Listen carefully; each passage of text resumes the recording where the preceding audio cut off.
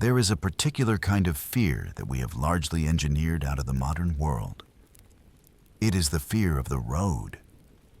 Today, if you drive from Glasgow to the coast, the road is just a strip of asphalt. It's a utility. You might worry about traffic or speed camera or running out of gas. But you don't worry about the land itself swallowing you whole. You don't worry that if you take a wrong turn, you will simply cease to exist in the database of the human species. But in 15th or 16th century Scotland, the road was not a utility. It was a gamble. To travel alone was an act of supreme arrogance. The moment you left the city gates, whether it was Edinburgh or Glasgow or the small market towns of Galloway, you were stepping out of civilization and into a wilderness that was largely unmapped, unpoliced, and indifferent to whether you lived or died. Travelers vanished all the time. A horse throws a shoe, a storm rolls in off the Atlantic, a sudden fog disorients you on the moors, and you are gone. Wolves, bandits, exposure, the sheer, crushing indifference of geography. Families accepted this. They waited for letters that never came, and eventually, they just stopped waiting. And it was inside this statistical noise, this acceptance that people just disappear, that the Bean clan hid for 25 years. Tonight, we are looking at the legend of Sawney Bean. It is arguably the most gruesome story in British folklore. It is the story of a clan of 48 people living in a cave on the Ayrshire coast, who survived by hunting, killing, and consuming the travelers of the King's Highway. But before we get to the horror, we have to look at the man. Because the terrifying thing about Alexander Sawney Bean is not that he was a monster. It's that he was boring. By all accounts, Sawney was born in East Lothian, a quiet agricultural region just outside Edinburgh. His father was a hedger and a ditcher, honest, backbreaking peasant work. And Sawney simply didn't want to do it. There's no tragic backstory here, no curse, no great betrayal. He just looked at the life of his father, a life of digging ditches in the cold mud for copper coins, and decided he would rather opt out of the human social contract entirely. He met a woman. The legends usually call her Black Agnes, often attributing her with witchcraft or a similarly dark reputation. But in reality, she was likely just like him, a societal dropout, a misanthrope, someone who looked at the structures of town, church, and law, and felt nothing but contempt. Together, they didn't just run away. They defected from humanity. They moved west, crossing the country to the rugged, battered coast of Galloway. This is a landscape that feels like the end of the world. It is gray cliffs, gray water, and winds that can strip the skin off your face. And there, near a place called Bennane Head, they found their home. It was a cave. But not just a hole in the wall. It was a massive geological formation, running nearly a mile deep into the solid rock. And it had a perfect natural defense mechanism: the tide. Twice a day, at high tide, the entrance to the cave was completely submerged by the freezing waters of the Irish Sea. If you were walking along the beach at high tide, you wouldn't know the cave existed. You would just see the ocean smashing against the cliff face. It was invisible. It was a pocket universe. And this is where the anthropology of the situation gets dark. Humans are social animals. We rely on mirroring. We learn how to behave, what is right, what is wrong, what is taboo, by watching the people around us. We are constantly calibrating our morality against the group. But what happens when the group is just two people? two people who have already decided that the laws of man don't apply to them. Sawney and Agnes set up a household in the damp dark of Bennane Cave. They had no money to buy food. They had no skills to farm the rocky soil above the cliffs. They couldn't trade because trading meant interacting with people, and interacting meant risking arrest for vagrancy. So they solved the problem with brutal, pragmatic logic. The road was right there above the cliffs. Travelers passed by every day. A lone traveler is just a collection of resources: clothes, boots, coins, and meat.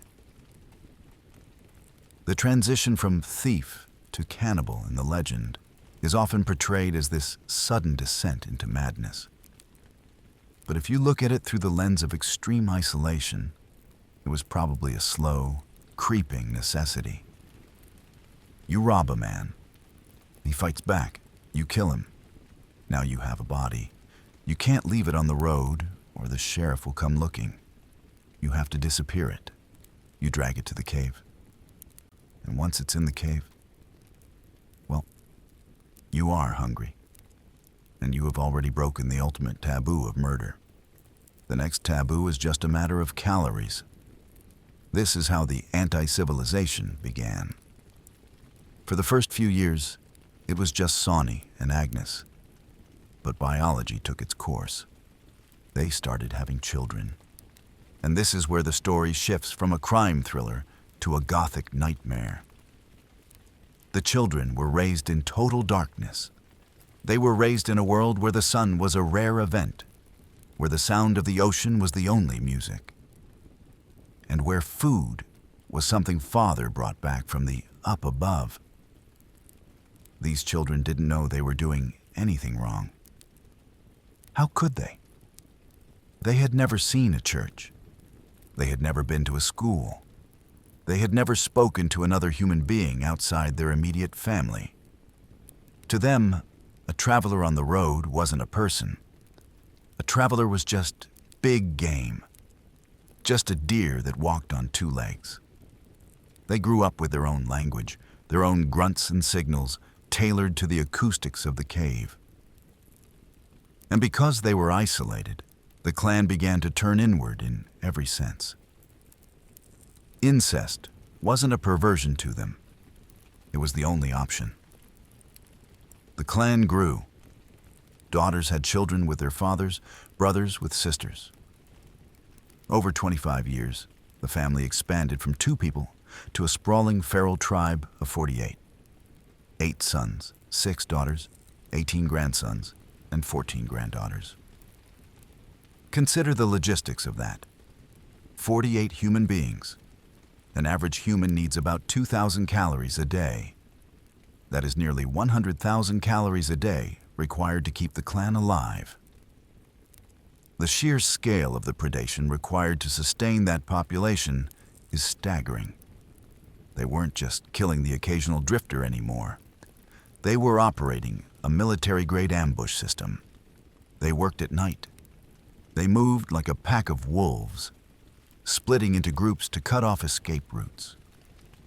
If a group of 4 travelers was walking along the coastal road, the Bean clan would strike from the front and the rear simultaneously. There were no survivors. There couldn't be. If even one person escaped, the secret of the cave would be blown. So they left no witnesses. They stripped the bodies of valuables, coins, watches, rings, fine cloth.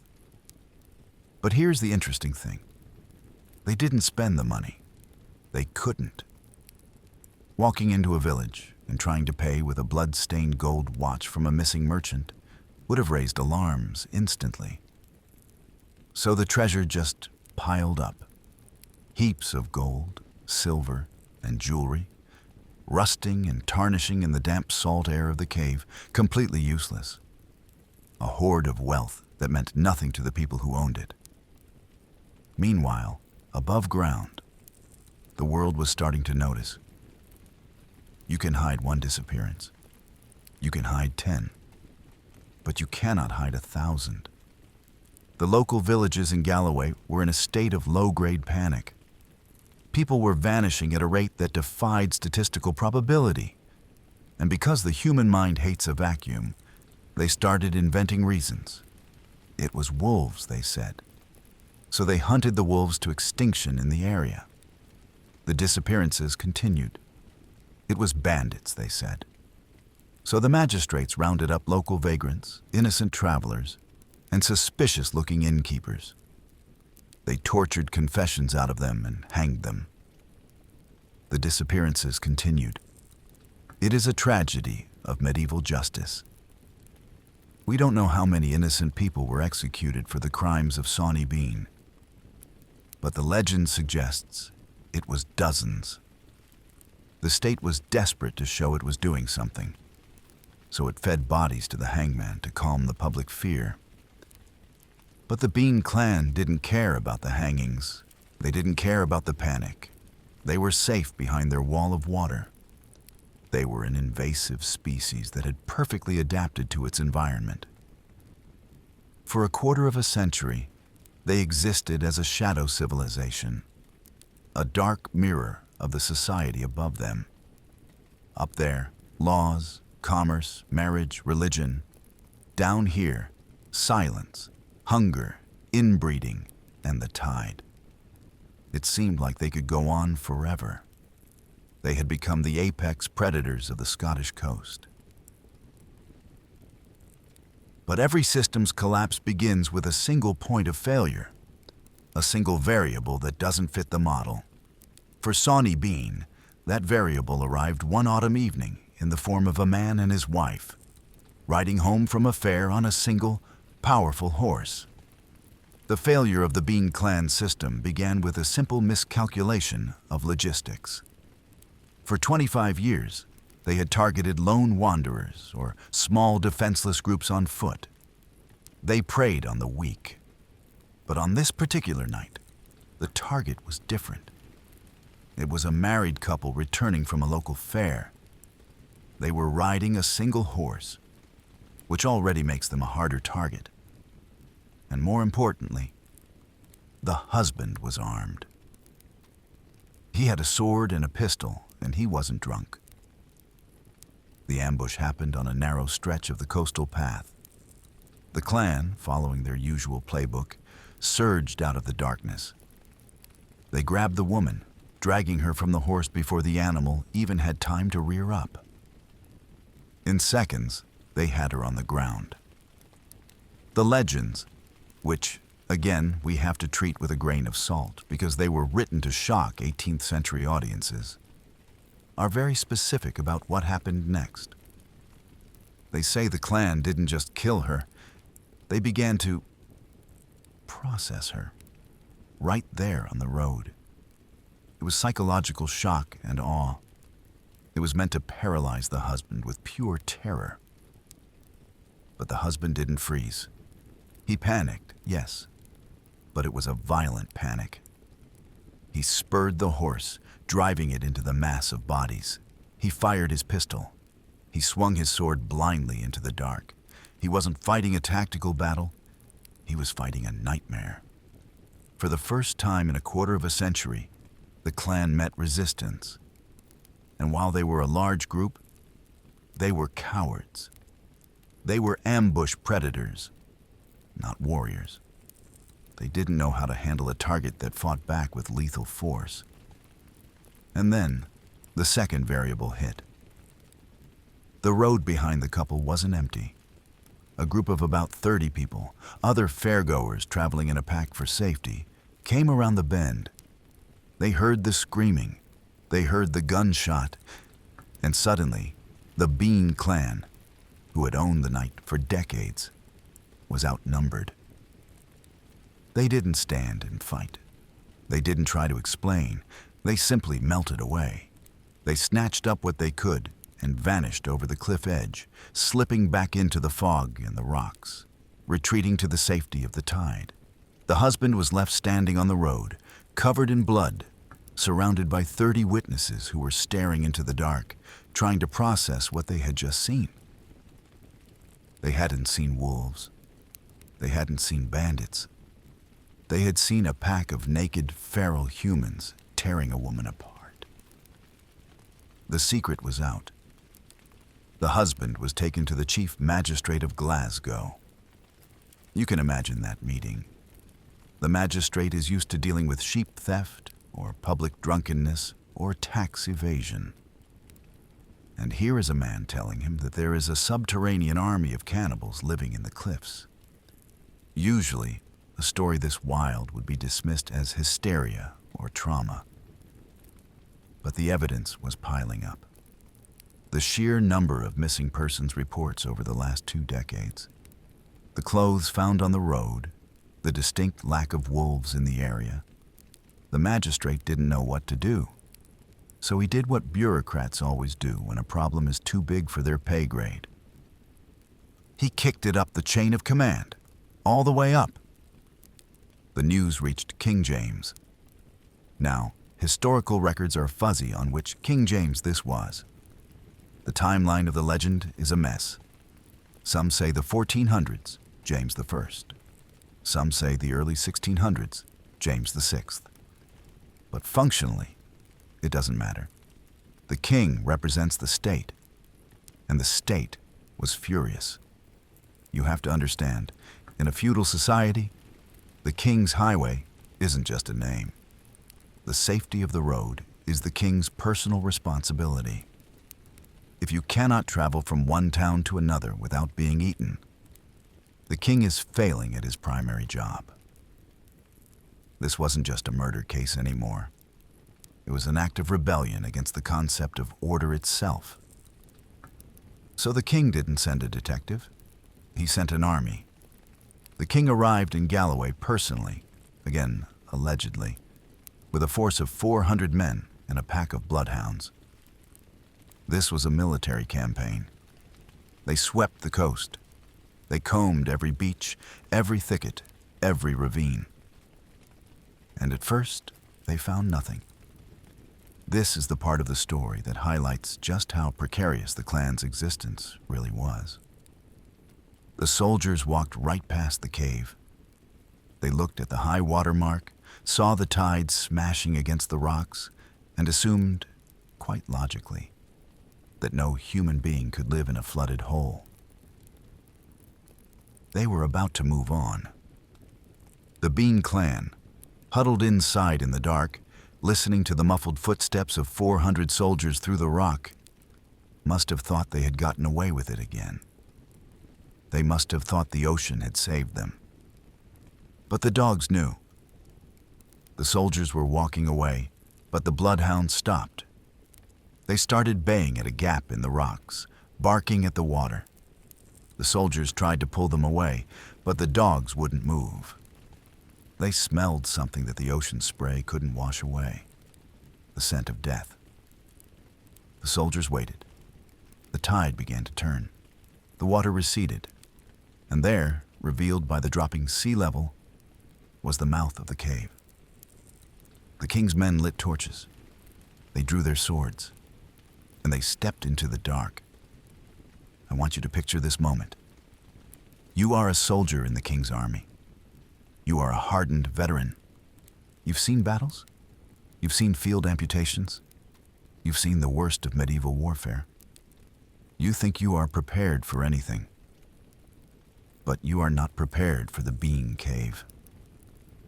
The records describe the soldiers walking down the winding passage, nearly a mile into the earth. The air gets colder. The smell gets worse, a mix of brine, unwashed bodies, and rot. And then the tunnel opens up into the main chamber. The first thing they saw was the wealth, piles of it. Great heaps of gold coins, silver plates, rings, swords, pistols, bales of linen and silk. It was a dragon's hoard of stolen goods just sitting there in the mud. It was the accumulated fortune of 1,000 dead travelers. And then, the torchlight hit the walls. The legend says the roof of the cave was hung with row upon row of human limbs. Legs, arms, torsos. Dried, pickled, smoked like ham. There were barrels in the corner filled with salted meat. And in the middle of this slaughterhouse stood the clan, 48 of them. Sawney, Agnes, the children, the grandchildren. They didn't run. Where could they go? The only exit was blocked by 400 men with steel. They just stood there. They blinked in the torchlight. They likely had no concept of what was happening. Remember, the younger generations had never seen a soldier. They had never seen a king. They didn't know what a king was. They only knew that the food had walked in the front door, but this time, the food was holding swords. The soldiers were paralyzed.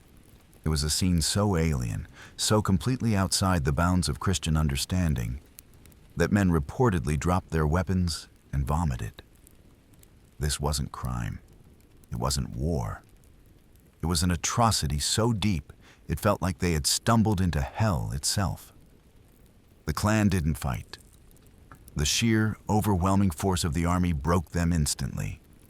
They were surrounded, bound in chains, and marched out into the daylight. Imagine that walk, being dragged out of the eternal twilight of the cave and into the blinding sun of the Scottish coast. The locals gathered on the cliffs to watch. They threw stones. They screamed curses. For the clan, this must have been the most terrifying moment of their lives. Not the murders, not the darkness, but the crowd. The civilization they had rejected was finally staring back at them. They were marched to Edinburgh. Some sources say Leith or Glasgow.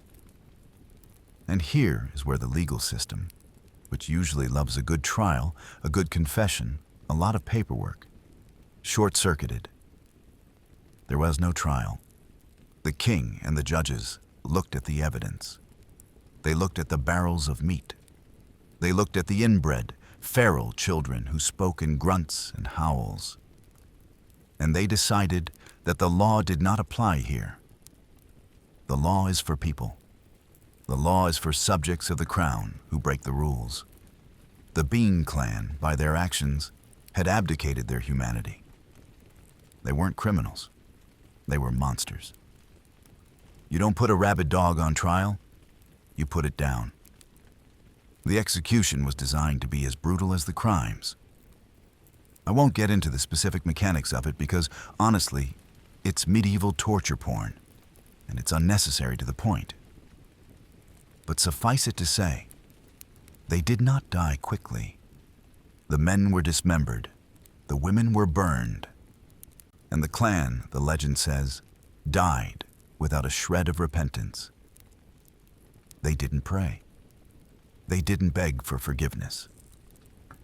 As they were being led to the scaffold, they simply screamed their family motto, a phrase that has echoed through the folklore for centuries. It isn't over. It isn't over. It isn't over. And then silence. The line of Sawney Bean was extinguished. Or was it? Because this is where the historian has to step in, adjust his glasses, and say, okay, that is a hell of a story, but is any of it actually true? Because when you start pulling at the threads of the Sawney Bean legend, the whole tapestry begins to unravel in very interesting ways. And now, we have to turn on the lights. We have to step away from the damp, torch-lit horror of the cave and walk into the dry, dusty silence of the archives. Because if you are a historian, the story of Sawney Bean is a headache. It is a perfect story. It has a beginning, a middle, and a gruesome end. It has a villain that represents the total antithesis of society. It has a king restoring order. But it has one major problem. It almost certainly never happened. If you go to Edinburgh today, you can visit the National Records of Scotland. It is a place of endless paper. The Scots are, and always have been, meticulous bureaucrats. We have records from the 15th and 16th centuries that are boringly specific. We know the price of grain in 1480. We know who was fined for brewing bad beer in 1550. We have tens of thousands of pages of trial transcripts for witches, thieves, and murderers. But if you look for a trial record for a man named Alexander Bean, nothing. If you look for an execution order for 48 people in Leith, nothing. If you look for a dispatch from King James mentioning a military campaign into Galloway to fight cannibals, nothing. A mass execution of nearly 50 people would have been the media event of the century. Chroniclers would have written poems about it. Priests would have given sermons about it. It would be in the diaries of the nobility. But for hundreds of years, silence. The first time the name Sawney Bean actually appears in print isn't in a Scottish history book. It appears in London. And it doesn't show up until the 18th century, hundreds of years after the events supposedly took place. It appeared in what were called chap books, the penny dreadfuls, the tabloids of the Georgian era. These were cheap, sensational booklets sold on street corners to people who wanted gore, sex, and scandal. And the timing is suspicious. The story explodes in popularity right around the time of the Jacobite rebellions, the period when Scotland and England were at each other's throats. If you are an English propagandist in London, and you want to convince the public that the Scots are dangerous, unwashed savages who need to be civilized by British rule, what better story to invent than Sawney Bean? Look at them, the story says. They live in caves. They eat people. They reject the king. They are barely human. Sawney Bean wasn't a man. He was a political cartoon. He was the ultimate caricature of the wild Scot. He was a boogeyman invented to justify colonial dominance. However, folklore rarely comes from nowhere. It usually grows like a fungus around a kernel of truth. While Sawney Bean himself is likely a fiction, the horror he represents was very real. Scotland in the medieval period was a hard place. Famines were common. During the Great Famine of the 1300s, chroniclers did report cases of cannibalism. There is an older, obscure legend that might be the real origin of Sawney Bean. It is the story of a butcher from Perth named Christy Cleek. The story goes that during a severe famine in the 14th century, a butcher named Andrew Christie joined a group of scavengers in the Grampian Mountains. As the hunger set in, Christie used a cleek, a large metal hook used for hauling meat, to snatch travelers from their horses. Christie Cleek is a more grounded figure. He didn't have a clan of 48 incestuous super-predators. He was just a desperate, starving man who crossed a line and couldn't come back. It is likely that over the centuries, the real horror of famine cannibals like Christy Cleek got mixed up with the English propaganda machine, embellished by generations of storytellers, and eventually mutated into the Gothic monster of Sawney Bean. But here is the thing about myths. They don't have to be true to be real. The story of Sawney Bean survives not because we believe it, but because we need it. We need the cave. Civilization is a fragile thing. We like to think that we are safe, that our laws and our lights and our roads protect us. But deep down, in the lizard brain that we all still have, we know that civilization is just a thin layer of paint over a very wild world. Sawney Bean is the embodiment of the other. He is the reminder that if you step off the path, if you walk too far into the dark, if you let the veneer of society slip for even a second, humanity can revert to something primal. He is the shadow that makes the light feel brighter. If you go to the Ayrshire coast today, you can actually find the cave. It's called Bennane Cave. It's still there. The tide still comes in, filling the entrance with cold, gray water. It is a lonely, desolate place. You can walk inside at low tide. You can stand in the damp dark where 48 people supposedly lived and died. You can listen to the wind howling through the cracks in the rock. And even if you know the history, even if you know the documents are missing and the timeline is wrong and the whole thing is likely a lie invented by a London publisher to sell pamphlets, you won't want to stay in there for long because the facts are in your head. But the fear? The fear is in your bones. And that is why the legend of Sawney Bean will never die. Because we will always be afraid of what is waiting for us in the dark, just off the side of the road. Thank you for joining me for this deep dive into the dark. I hope the story wasn't too effective at keeping you awake. If you enjoyed this, or if you just like the sound of my voice droning on about history, consider subscribing. I've got another video queued up for you right here. It's a lot less gruesome, I promise. Until then, sleep well and stay on the road.